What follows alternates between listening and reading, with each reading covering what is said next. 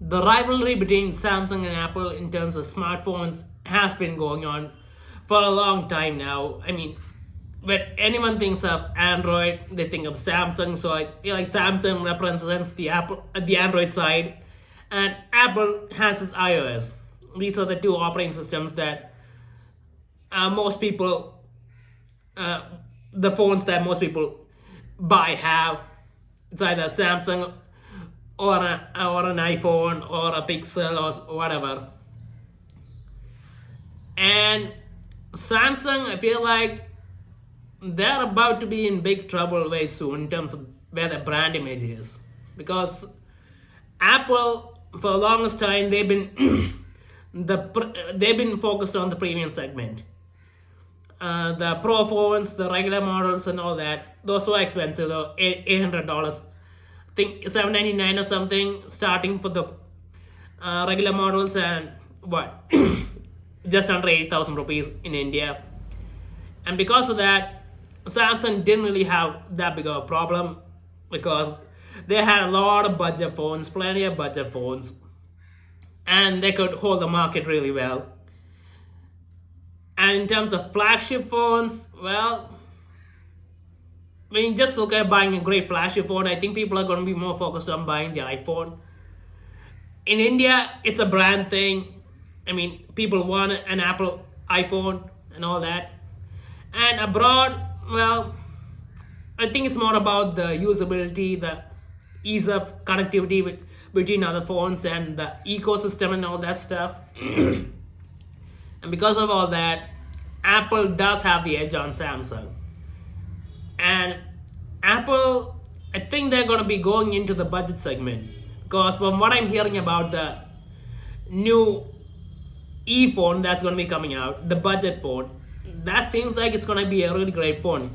It's, I think it's going to have the same 40 megapixel camera as the regular iPhones, and it's going to have the dynamic island, and it's going to have the latest chip, so it's going to have software updates and all that. And when you look at it, it seems like a really value oriented phone as well. I mean, the 17 is already a really value oriented phone, and this being a budget phone, it could be even more value for money and all that.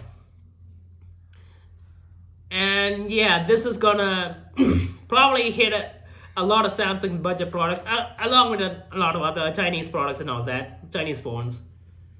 But yeah, when Apple enters a market, if the value is good enough with the brand, I think people will just go for it. And nowadays, a lot of people are buying the Apple accessories as well in India too. So abroad, they've been buying it a long time, but in India now, people are more interested in buying all that stuff. And when they start using it, they see how well it works with their phones. It's gonna be hard for them to switch back. And for the newer buyers, I mean, any person who's buying a smartphone these days, they're gonna likely buy a pair of buds if they don't have one already. And they might buy smartwatches too, because a lot of people are wearing smartwatches these days than regular watches. And there are the benefits in terms of tracking and all that stuff you get with the watches. So yeah, when you look at the combined ecosystem, I think Apple's still way ahead of the competition. And not that the Androids aren't good or anything, but Apple just seems to be more seamless. And they have a huge advantage in terms of the software and the hardware, the products.